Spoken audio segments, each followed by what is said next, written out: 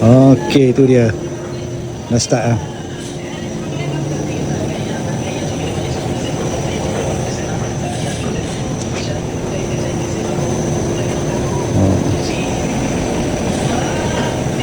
Sublimation. Ada bawah dah jadi macam ni lah bawah. Satu-satu. Benda dah potong lah.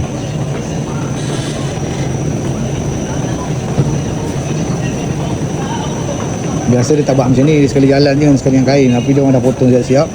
So nak kena buat macam ni lah.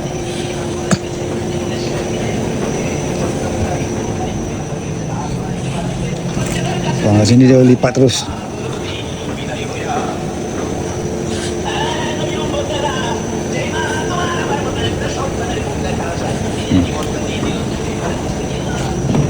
Ini banyak lagi.